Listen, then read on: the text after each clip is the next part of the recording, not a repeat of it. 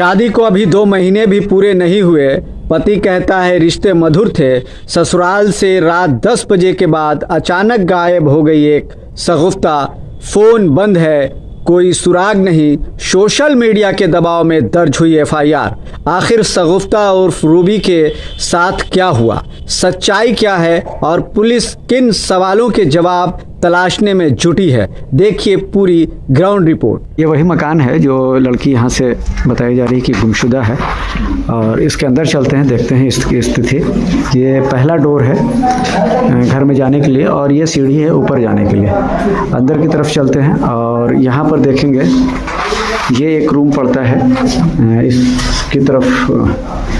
ये यहाँ पर एक रूम है, इसमें कौन रहते हैं, ये कौन रहते हैं यहाँ पे? ठीक है, ससुर जी, बुलाइए उनको। इस रूम में आप ही रहते हैं? हाँ। और आगे अंदर की तरफ चलेंगे आप? हाँ चलिए। ये मेन दरवाज़ा यही है आपका? ये मेन दरवाज़ा है और उसके बाद जो है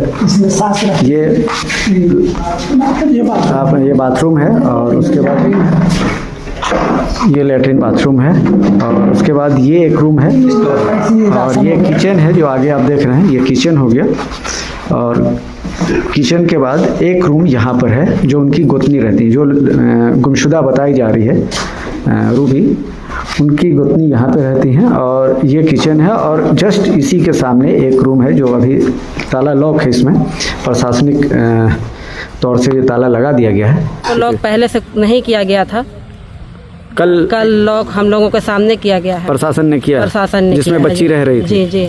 अब जबकि कई बार हम लोगों ने कहा था कि सबूतों से छेड़छाड़ होगा बंद करने के लिए, इसके बावजूद भी घर को भी बंद नहीं किया गया था। जहाँ ब्याही गई थी रूबी, ये उनका मकान है और इस तरह के दृश्य हम आपको दिखा रहे हैं पूरी तरह से। ये इस तरह से जो है, ये देखिए। इस रूम में कौन रहता था ऊपर में? कोई नहीं, कोई बड़ा लड़का आता है ना। अच्छा, तो वही लोग हमने तो गर्मी उर्मी रहता है तो हम भी एसी उसी चला के। अच्छा, उसमें रहते हैं। यही आप लोग का मकान है?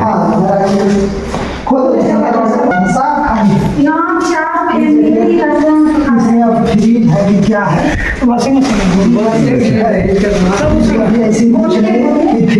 ये सामान है जो लड़की को 2 महीना पहले मिला था बतौर गिफ्ट जो दिया गया था। तो ये इस तरह की चीज़ें अभी देखने को यहाँ पे मिल रही हैं फिलहाल। और कोई सामान वगैरह ऐसा, जब आपकी बहू भागी है तो कोई सामान भी ऐसा आपको दिख रहा है कि घर में से जेवर वगैरह या कोई और सामान वगैरह गायब दिख नहीं रहा है? जब अलमारी खुलेगा वो पूरा राज खुलेगा। उसकी चाबी किसके पास रहती थी? उन्हीं के पास। अहमदगंज थाना अंतर्गत का मामला है। कररिया गांव में 6 दिसंबर की रात रहस्यमयी ढंग से लापता हुई शगुफ्ता और रूबी के मामले में अब एक नया मोड़ सामने आया है। शगुफ्ता के पति ने एक वीडियो जारी कर अपनी बात सार्वजनिक रूप से रखी है, जिसमें उसने वैवाहिक जीवन को लेकर कई अहम दावे किए हैं। वीडियो में पति ने बताया है कि 8 अक्टूबर को उसकी शादी शगुफ्ता से हुई थी। शादी के बाद दोनों कई जगह घूमने गए थे और इस दौरान कभी भी ऐसा नहीं लगा कि शगुफ्ता उससे खुश नहीं है या किसी तरह का कोई विवाद है। पति का कहना है कि वैवाहिक जीवन सामान्य और सौहार्दपूर्ण चल रहा था। बाद आपकी पत्नी के साथ आपका रिलेशनशिप कैसा था? शादी के बाद जो रिलेशनशिप जैसा होता है पति पत्नी के बीच होना चाहिए, सब जैसे नॉर्मल होता है वो सब नॉर्मल ही था। किसी तरह की रंजिश, किसी बात को लेकर के झगड़ा झंझट कभी बीच में शादी के बाद होता था? नहीं, किसी बात की रंजिश को कोई वैसा लड़ाई झगड़ा उस टाइप का नहीं हुआ था। जब तक मैं रहा तब तो वैसा कुछ नहीं हुआ था। शादी के बाद कहीं घूमना उमना भी हुआ था आप लोगों का, आना जाना? जी, एक बार हुआ था। वो बोल रही थी कि आपकी का घर नज़दीक है जपला में, चलिए वहाँ घूम कर आते हैं, तो मैं खुद उसे लेकर गया। पति ने यह भी बताया कि 12 नवंबर को शगुफ्ता अपने मायके हुसैनाबाद थाना क्षेत्र के ऊपरी पंचायत में अपनी चचेरी बहन की शादी में शामिल होने गई थी। उसके बाद वह 18 नवंबर को कररिया लौटी थी। इसी बीच पति ने अपने काम के सिलसिले में आप कंपनी में कार्य करने चला गया था, इस तरह की बात बताई है। हालांकि पति के अनुसार शगुफ्ता के व्यवहार में मायके से लौटने के बाद बदलाव नजर आने लगा था। अभी जब घटना घटी है, इससे पहले भी कहीं गई थी वो? में उनकी शादी थी किसी रिश्तेदार के यहाँ ऊपरी में। कितने दिन रही थी वहाँ पे? वहाँ पे 5 या 6 दिन रही थी। उस बीच आप लोगों की कोई तकरार, आप जब जा रहे थे तो? नहीं, मैं ड्यूटी मेरे पे? जाने के बाद कोई तकरार नहीं। मेरे जाने के बाद वही हुआ कि थोड़ा ये जो इग्नोरेंस होता है वो बढ़ गया। जैसे पहले क्या कॉल होता था कि मैं उधर से ज़्यादा था, तो मैं इधर से कम करता था। अब क्या हो गया था कि इधर से मैं ही ज़्यादा करने लगा, उनका इग्नोर ज़्यादा बढ़ गया। जैसे रात में भी बात होती है, जपला से आने के बाद? हाँ, जपला से आने के बाद रात में भी बात होती है कि पति पत्नी बात करते हैं 10-11 बजे तक। तो वो ऐसा हो गया था कि 9 बजे तक ही वो बोलती थी कि नहीं मेरे को नींद आ रहा है, अब सोना है। पहले की तुलना में शगुफ्ता फोन पर बात करने में अरुचि दिखाने लगी थी। बातचीत जल्दी खत्म कर देती थी, देर रात तक बात नहीं करती थी और वो अक्सर रात के 9 बजे के बाद ही नींद आने की बात कहकर फोन रख देती थी। हालांकि पति का दावा है कि इस बदले व्यवहार को लेकर भी कभी कोई गंभीर संदेह या झगड़ा नहीं हुआ था। गौरतलब है कि 6 दिसंबर की रात करीब 9:30 बजे पति और पत्नी के बीच आखिरी बातचीत हुई थी, जिसमें शगुफ्ता ने मायके जाने की इच्छा जताई थी। उसके बाद रात 10 बजे के बाद से वह लापता हो गई। अगले दिन 7 दिसंबर की सुबह घर वालों को उसके गायब होने की जानकारी मिली। व्यवहार बहुत ही शादी अच्छा के बाद? था। हाँ, किसी तरह का उसमें व्यवहार का हम कोई कमी नहीं देखे, समझेगी नहीं। मैंने आज जो उन लोग हमारे ऊपर इतना आरोप लगा रहा है कि शुरू से मैंने अति किया जा रहा था, शोषण किया जा रहा था, ये किया जा रहा था, वो किया जा रहा था, दहेज को लेकर के हाँ, कुछ दहेज को लेकर के भी आज लगा रहा है कि मैंने दहेज के लिए भी लगाया जा रहा था।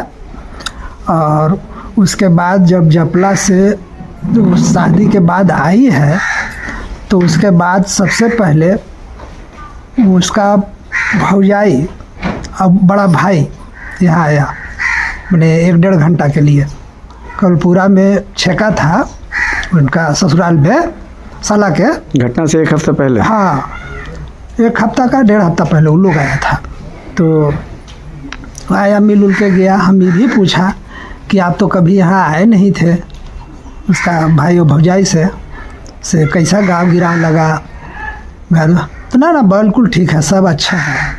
मामले में पहले परिजनों के आवेदन पर जांच शुरू हुई, लेकिन सोशल मीडिया और प्रिंट मीडिया के खबरें आने के बाद मोहम्मदगंज थाना में एफआईआर दर्ज कल की गई है। फिलहाल शगुफ्ता का मोबाइल बंद है और अब तक कोई सुराग नहीं मिल सका है।